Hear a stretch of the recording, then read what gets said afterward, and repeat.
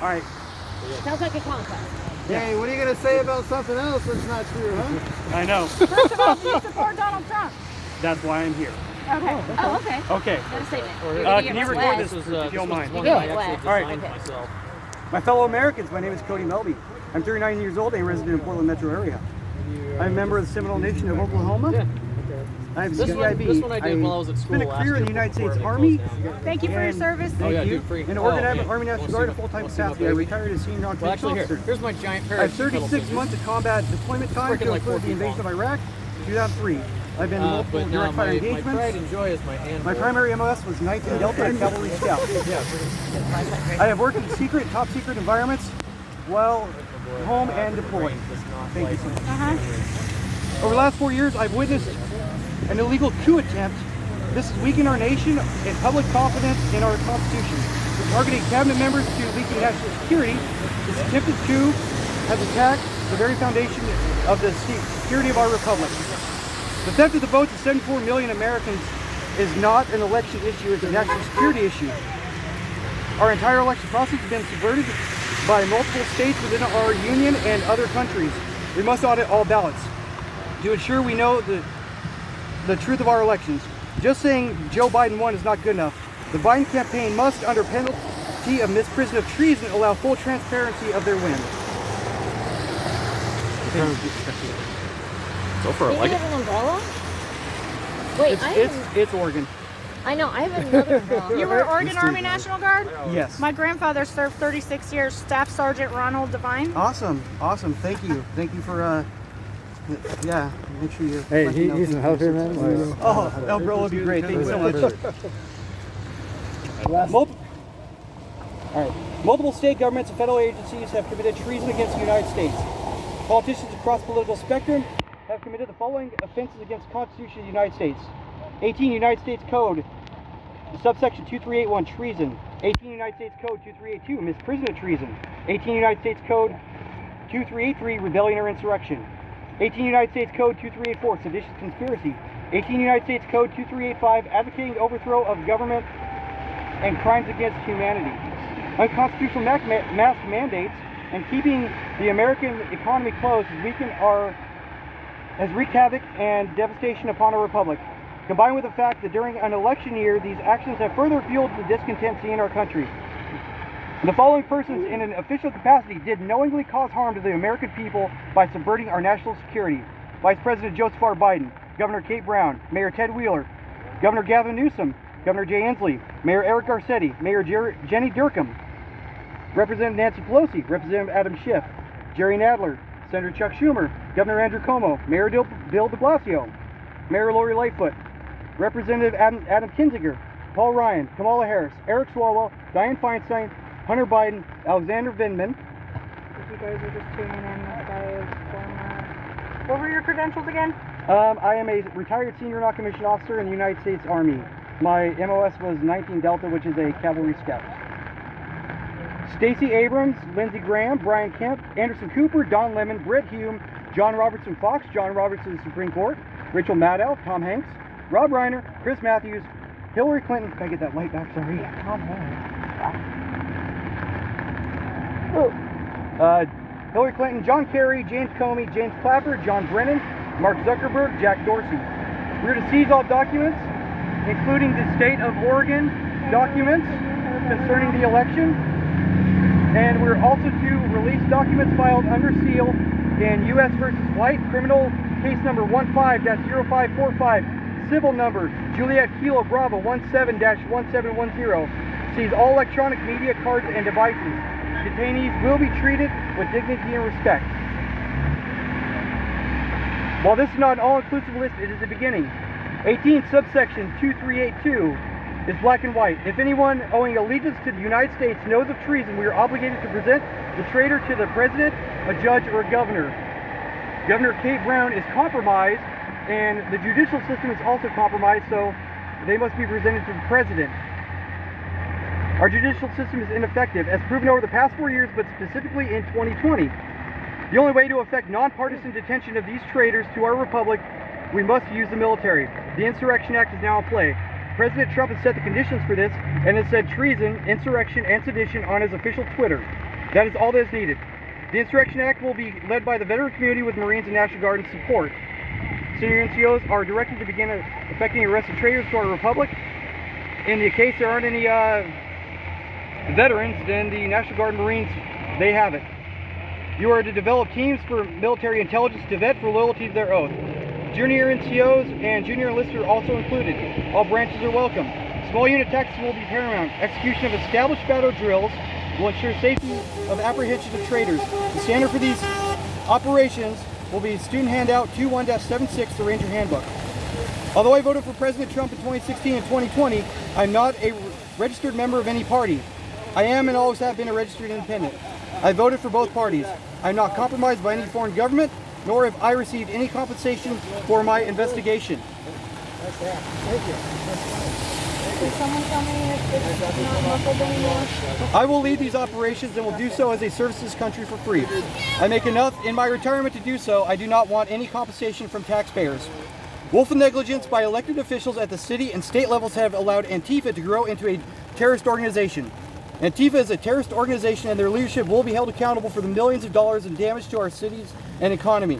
Their constant attacks across the country nightly, including today when they broke into the U.S. Capitol, along with the murders of citizens nationwide, was timed to coincide with our national elections. DHS released emails stating they are organized, which is contrary to what Congress, Senate, or the mainstream media stated. DHS has provided the proof, while the mainstream media and Congress and Senate have failed. Following the 2020 election, Antifa claimed sovereign territory within the United States. They did this in Portland. In doing so, the organization declared war on the American people and the Constitution of the United States of America. I am an indigenous person. Antifa, you do not represent me. I am here at the Oregon State Capitol reclaiming the territory for the United States of America. Woo! Yeah. Black Lives Matter, while a Marxist organization, has not met the threshold for being labeled as a terrorist organization at this time. I pray that people wake up and realize the leaders are controlled by others that do not have the black community's best interest at heart. Their leaders, to me, are akin to the KKK. We must reform our police procedures. The military and veteran community will take the lead on this. I've arrested far more people than I have killed, and that was in a war zone. There is no excuse for military police to be killing citizens. Duncan Lip was murdered, shot from outside his room by the police while he slept. There will be a special counsel appointed to address this. Like there will be a special counsel appointed to address the murder of George Floyd. We will hold the leadership accountable along with the individual officers. Both of those lives mattered. On January 3rd, 2021, Nancy Pelosi ordered a member of Congress affected with COVID to report for a vote. In doing so, she silenced the voice of 74 million Americans that demand in-person secure voting. Her mandate nullified the necessity for mail-in voting due to the pandemic. This deprivation of rights under the color of law is yet another validation of the divide between politicians and the citizenry. Term limits are now required due to the abuse of the rights of the citizen. When I see Joe Biden's cabinet selections, my disgust comes to the surface. The pandering to other causes outside the best interests of the United States is horrifying. All but one of those selections have my respect. Of all the current picks, only Lloyd Austin is meant for their role. I watched Vice President Biden's remarks about General Austin, and it made him sound like a yes man. That man is anything but a yes man. He was and will continue to be a leader of the finest fighting men and women this country has ever known. 3 weeks following 9/11, I was at the exchange on a camp in Macedonia. Standing in front of me with his back turned was Brigadier General Austin. He turned around and engaged in conversation with me. Of course, I rendered proper military customs and courtesies to include calling him General. He will always be General Austin in my mind. Later on that deployment, when he visited our task force, he remembered me. In early April 2003, I was in one of the units he ordered to take the city of Karbala, Iraq, to secure the Karbala Gap. After intense enemy contact over the course of a few evenings, we had orders to move to Baghdad to prepare to take the city. General Austin was paramount to the successful completion of that mission. He has nothing but the utmost respect of the force as a whole. I enthusiastically support his nomination to be Secretary of Defense. CCP poses one of our greatest national security threats. For blackmail of our politicians and other bureaucracies, we must be on guard. They possess power centers within our country along with Iran. These strategic power centers, along with the PNW that Antifa claimed sovereign territory, has allowed millions of counterfeit ballots to be printed, distributed, harvested throughout our republic. These entities must be sanctioned in accordance with EO 13484. Due to Antifa training with ISIS, this classifies them as an international terrorist organization. President Trump yesterday declared they are a terrorist organization. They operate using the same tactics, techniques, and procedures in France and other nations, as well as domestically here in the U.S. The First Amendment has gotten me to this point. Throughout my investigation, I have been silenced by Twitter and Facebook. Both of my accounts have been suspended within the last 180 days. I received no notification or explanation. This technocratic regime, with foreign ties and loyalties, gives credence to President Trump's complaints about suppression. The fact these companies have continued to suppress voices with differing viewpoints during election year leads us to determine they knowingly interfered in our national security. The suppression of leaders within our community voices is also a national security concern. In the event of forcible entry by one of our adversaries, we cannot mount an effective defense at the breach. We must have clear lines of communication. We found out in the fight in 2003 that line-of-sight communication is not the way we should posture our defenses. While line-of-sight may work in the wood line at the tactical level, it will not work at the strategic. The President is the Commander-in-Chief and must have clear communication with the citizens. I respectfully request my accounts be restored and locked so no one can ever open them again. Both were already public, so people may judge for themselves if I am as bad as Mark and Jack think I am. Mainstream media has knowingly suppressed relevant information that would provide important context to the statements President Trump has made. These omissions of fact and spoken lies in support of those omissions has eroded public trust. Proof of this lies in viewership numbers plummeting. When numerous local stations run the same stories, you can see the monopolization and subversion of our media. Media companies must be broken up to avoid further consolidation of power, which is being abused on a minute-by-minute basis. This is a national security issue also. Second Amendment is the hallmark of our Bill of Rights. Our Second Amendment was the only defense against invasion by Japanese imperial forces in World War II. Today, it is our greatest deterrent against invasion by our adversaries. After carrying rifles and carbines on patrols, I fail to see the need for the National Firearms Act for veterans and properly trained citizens. Carl Rittenhouse and Mr. McCloskey proved that a 16-inch barrel length is capable for citizens. In the Army, I carried a 20-inch barrel and a 14.5-inch barrel length weapon. There is no reason I can't have a stock on a 10.5 that is purpose-built. Veterans should receive an exemption on the NFA and a training program developed for citizens to receive an exemption. The training program should incorporate all relevant contemporary gunfighting skills to include training devices to fill the gap when live fire is not feasible. Constitutional carry should also be prohibited. Anyone that knows how to professionally employ a rifle won't be carrying one unless they mean to use it. Just like I don't have mine on me, but I have my pistol. Yeah. Police agencies are to develop conditions to carry rifles. I see too many rifles in neighborhoods that are not necessary. You can conduct one-man CQB effectively, or a fire team element can enter and clear a room if necessary. This pandemic has been hard on our kids. They're constantly under more psychological duress because of the lack of personal connection.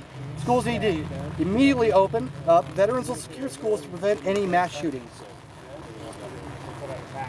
Numerous medical personnel are refusing the vaccine since it has been distributed.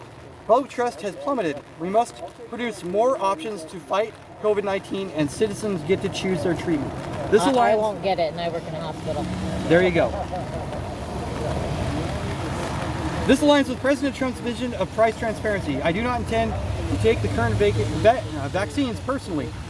Freedom of religion is the cornerstone of this republic. Benevolent worship of the Creator, whichever you may choose, gives comfort in times of need. Churches should immediately open.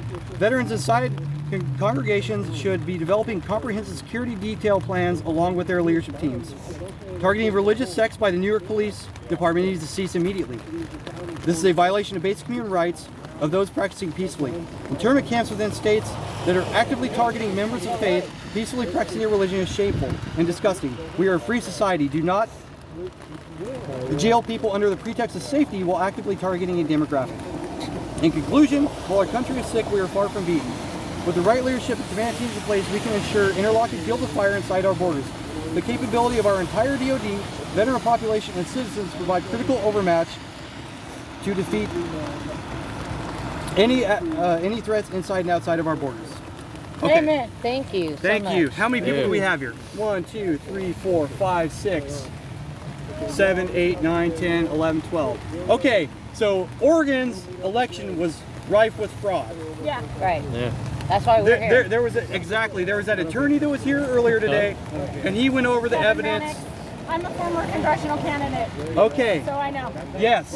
Okay. Oregon is allowed 7 electors. Yeah. Okay. I, Cody Melbe, object to Oregon's election. Now everyone go around and say your name. I am Roman, object to Oregon election. My name is Kevin Bergman, and I object to Oregon. Take your mask off. There you go. My name is Kevin Bergman, and I object to Oregon election. I'm Luana Elliott, and I really object to Oregon elections. I'm Thomas, and I object to how this election was conducted.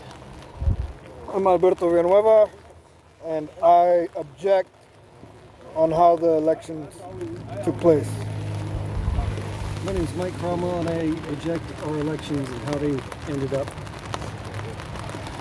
All right. Now we just pray that this is what we need to do to save our republic. All right. Thank you so much. And you can just stop if you want.